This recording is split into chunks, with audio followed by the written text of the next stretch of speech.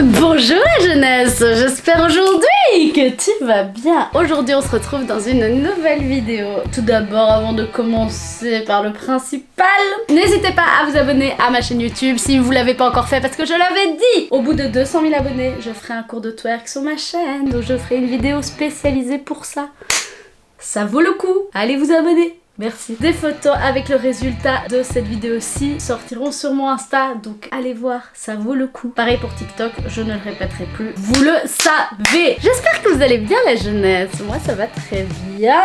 J'ai passé un week-end de folie. Je suis tombée sur la chaîne YouTube de Amy la Lune, une fille qui est que à 14 000 abonnés alors qu'elle en mérite tellement, mais tellement plus, donc je compte sur vous pour aller vous abonner à sa chaîne aussi parce que j'aime trop ce qu'elle fait. Je suis tombée sur sa chaîne, je sais pas comment, je sais pas pourquoi, elle était dans mes recommandations. J'ai passé toute une soirée, voire une nuit, parce que j'ai fini très tard, à regarder toutes ses vidéos. Elle m'a inspirée de ouf cette meuf, mais vraiment de ouf. Genre chacune des fringues qu'elle refaisait, c'était une œuvre d'art. J'étais là, mais comment t'arrives à rendre un déchet, vraiment un vieux brol qui existe depuis des années, que t'aimes plus trop et tout, à le rendre comme un truc de ouf. Moi ça me choque de dingue. Franchement respect à toi Amy, franchement j'adore ce que tu fais, je suis fan et c'est pour ça que je voulais en parler sur cette vidéo. Du coup elle m'a tellement inspirée que je me suis dit tu sais quoi, je vais essayer de faire pareil. J'ai sorti tous mes sacs, j'ai des sacs remplis de vieilles fringues que je n'ai jamais réussi à jeter parce que valeur sentimentale, souvenirs, etc. J'ai vraiment beaucoup de mal à jeter mes fringues. Du coup j'ai décidé de récupérer une des fringues qui est une ancienne robe à ma maman pour en faire deux tops. Alors au début j'avais un peu du mal à savoir ce que j'allais en faire, mais au final j'ai réussi à en faire deux tops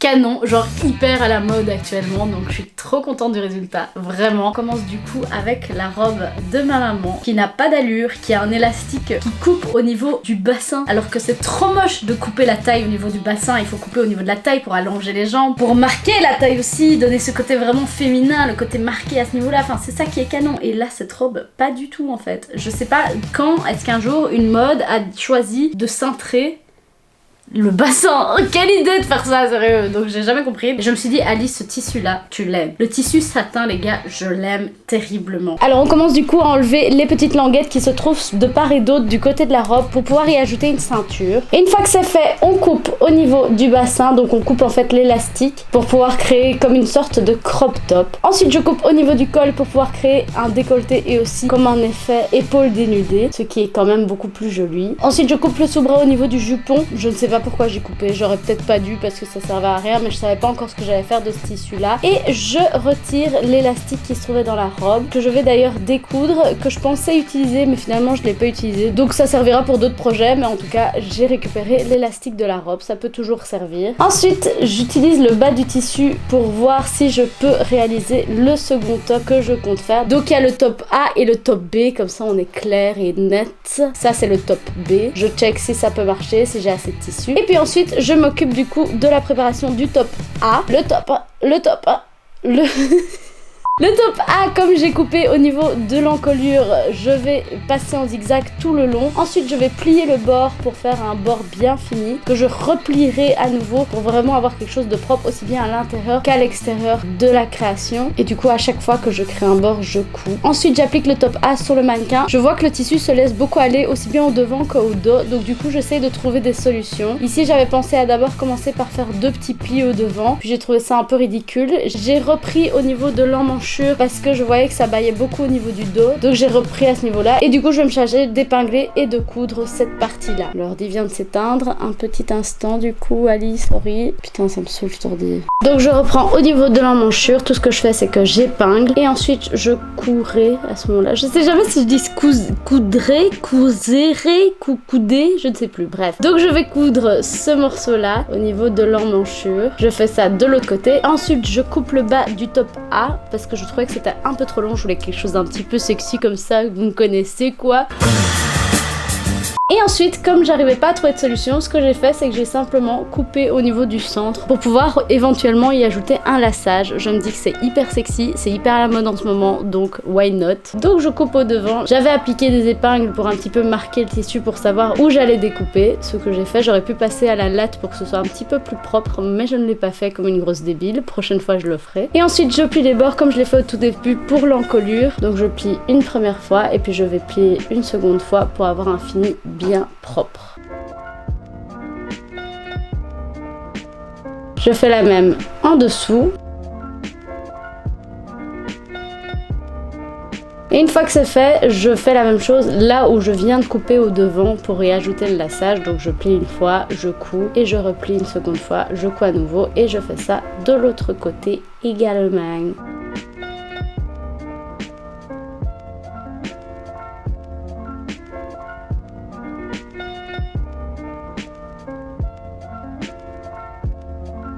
Ensuite, je vais essayer d'utiliser le reste du tissu pour créer des rubans pour appliquer au niveau des épaules, pour faire comme des petites bretelles. Seul truc, c'est que ça n'a pas fonctionné. J'ai pété le tissu à chaque fois, ça me rendait folle. Je n'arrive pas à retourner ce tissu, donc j'ai abandonné comme une grosse lâche. Et c'est ce tissu-là que je voulais utiliser pour faire le laçage à la base. Du coup, je n'ai pas réussi, donc j'ai été chercher de quoi faire un laçage au magasin. C'était beaucoup plus simple. Vous voyez, je galère à mort, hein. C'est vraiment super fun, hein. Ouais, c'est vraiment très très chouette. Comment perdre son temps inutilement, voilà le résultat ici. Ensuite, je vais utiliser des élastiques à cheveux, chose que j'ai trouvé dans mon armoire, des élastiques de la couleur brune pour aller avec ce top. En fait, je coupais des tout petits élastiques de 2 cm et je les pliais pour pouvoir créer comme des trous pour pouvoir passer le laçage. Et je les couds les unes à la suite des autres. Et évidemment, j'ai bien tout épinglé au préalable. Voici le résultat. Et je fais ça évidemment de l'autre côté. Attention, ne faites pas la même erreur que moi, à ne pas mettre le même nombre de chaque côté. Évidemment, le laçage ne ressemblera à rien si le nombre d'élastiques et de trous n'est pas le même.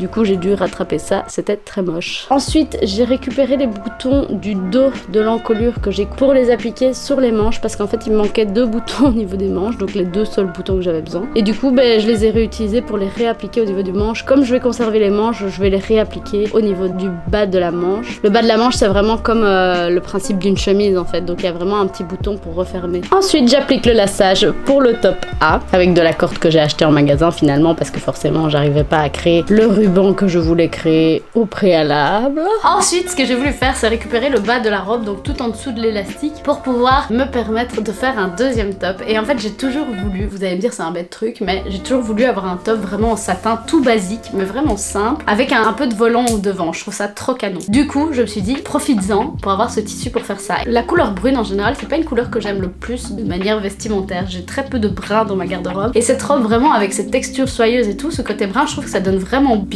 Et c'est assez beau. Du coup, je voulais absolument faire ça et faire un top dans ce style-là. Là, justement, ce que je vais faire, c'est que je vais recoudre le sous-bras que j'avais coupé au préalable, comme une grosse débile. J'ai cousu et une fois cousu, je le rapplique sur le mannequin pour pouvoir créer un petit peu mon drapé. Je découds tout le bord en bas du top. À la base, je pensais que j'allais avoir besoin de ce bord bien fini, mais le truc, c'est que comme je vais plier à certains endroits, les raccords ne sont pas bons, donc j'étais obligée de tout découdre pour pouvoir tout bien recoudre et avoir un résultat bien fini. Et une fois que c'est fait, j'épingle bien tout sur mon mannequin. Je crée donc ce beau volant au devant pour avoir le rendu que je voulais. Et ensuite, avec des épingles, je viens reprendre sur les côtés et créer une couture sur les 2 côtés, juste en dessous de la poitrine, pour avoir un résultat bien cintré, bien près du corps. Le tissu est légèrement stretch, du coup c'est parfait pour l'application et du coup c'est facile à porter. J'ai eu un peu de mal à le retirer du mannequin, mais sur moi ça va. Ensuite, du coup, les parties que j'ai repris, je vais les coudre évidemment pour créer, comme j'avais dit, cette couture en dessous de la poitrine. Je fais la même chose de l'autre côté parce qu'il y a 2 côtés, tout est symétrique. Et une fois que c'est fait, j'évide les 2 endroits où il y a trop de tissu et je repasse un petit pot de machine à coudre pour faire le point zigzag pour éviter que le tissu s'effiloche. Une fois que c'est fait, je coupe tout le bas du top B pour avoir quelque chose de similaire partout. Et ensuite, je fais la même chose comme finition à chaque fois. Je plie le bord une fois, je passe à la machine à coudre et je replie une seconde fois et je repasse à la machine à coudre pour avoir un fini vraiment propre des familles. On adore ça. Je fais la même chose en bas et en haut du top B.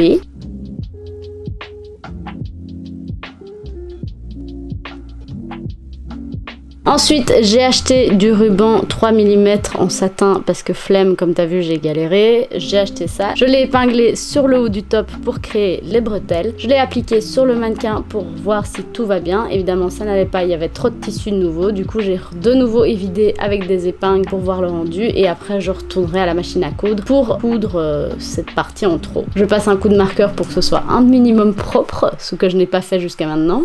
Enfin. Ensuite, je couds évidemment. Je passe au zigzag à côté de la couture et ensuite j'évide. Tu peux évider avant ou après, c'est égal.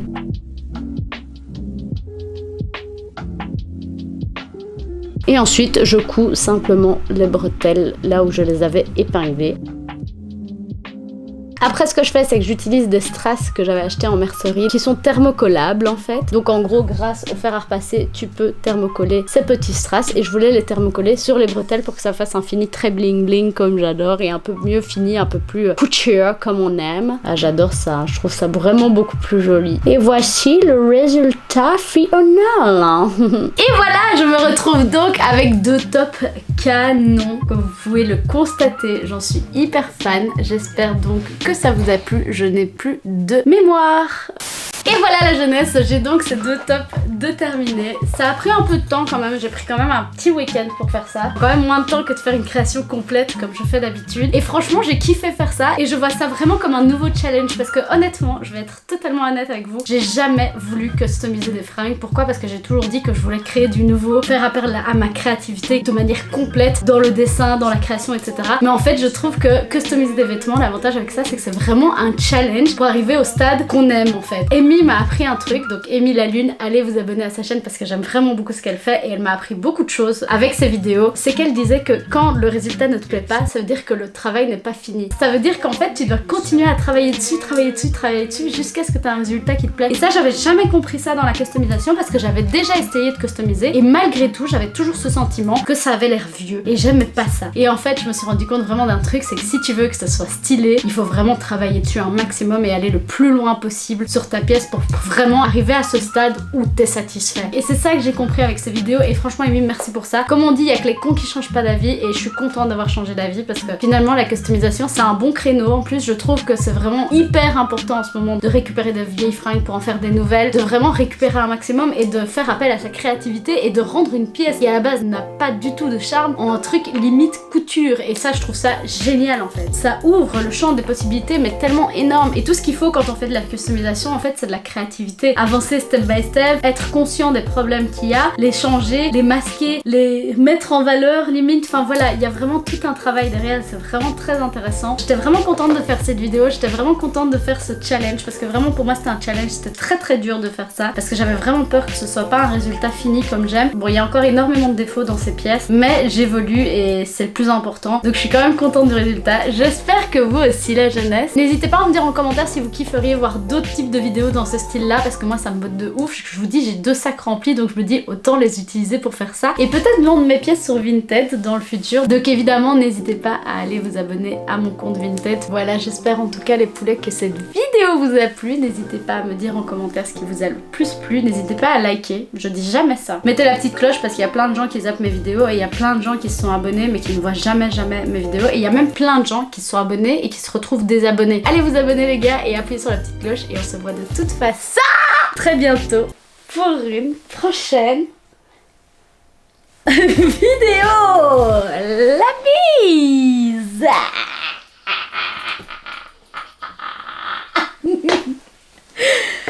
La bise. Les poulets, j'ai presque fini la vidéo, je vous promets. Juste après avoir tourné cette vidéo, je me suis amusée à faire un masque pour aller avec mon top. Vous en pensez quoi? Bon, ça fait très vache, hein. Mais moi j'aime bien. C'est très classe je trouve. Ça fait très couture, you know. Bref, j'ai fait ça pour aller avec le top. Je vais certainement faire un shooting, donc n'hésitez pas à aller vous abonner à mon compte Insta pour voir tout ça. La bise.